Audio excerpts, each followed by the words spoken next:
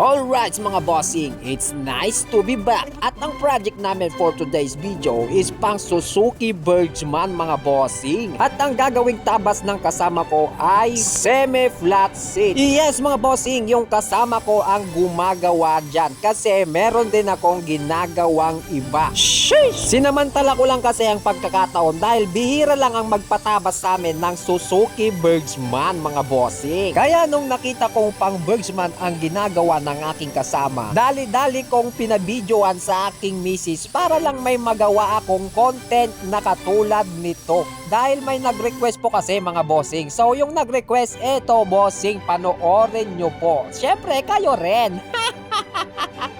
At yan mga bossing, so bali nag-sketch na siya dito sa parteng gitna, tapos grinderin na lang niya dito sa parteng harapan ng ganyan, no? Napaka-smooth. Sheesh! At dahil sa medyo malapad ang upuan ng Suzuki Bergsman, is papapayatin ng aking kasama yan. So bale magtatabas rin siya dito sa parteng gilid para nang sa ganon, pag umupo yung driver is hindi nakabuka masyado yung mga legs niya. Sheesh! At eto na nga mga bossing, so bali ako pala dyan ang naglalagay ng sketch. Dahil lang kasama natin is hindi pa niya masyadong kabisadong mag-sentro-sentro ng mga guwit-guwit na yan. Architect kasi ako dati. Ay, architect pala.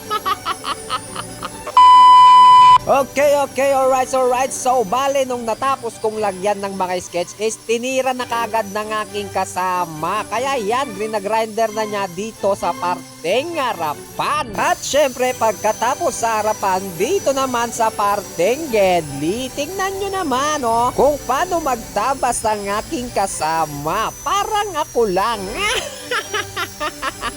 Manang-mana sa akin. Sheesh! So habang nagre-grinder ang aking kasama, isa-shoutout ko lang si Boss Amirol Mauyag from Cotabato City. Shoutout sa'yo bossing. Thank you. Salamat ng marami. Nice. At may nag-message sa page ko mga bossing at sabi niya, Idol, may picture kanyang pang-buffing mo. So ito yung picture bossing. Yan bossing, paki-SS na lang po. At ito po yung likuran niya. Iyan. At sa mga iba pa pong bossing ko na nagtatanong kung ano ang gamit kong pad is yun po yung gamit ko. Paki-SS na lang po mga bossing. At dahil dyan, baka pwedeng pa-follow naman ng page ko. Tapos, like and share mo na rin itong video para nang sa ganon ay mas ganahan pa akong gumawa ng mga ganitong content. Sheesh! At eto na nga mga bossing, so bali pinapakinis na lang ng aking kasama dito sa parteng gilid.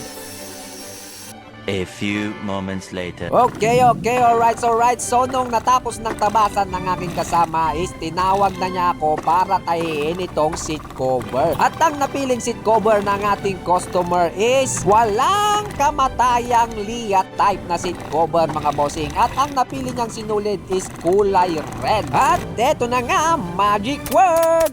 Charon! Sheesh! Napakaangas talaga! Kung nagustuhan nyo po itong video, baka pwedeng pa-like and share naman. Thank you.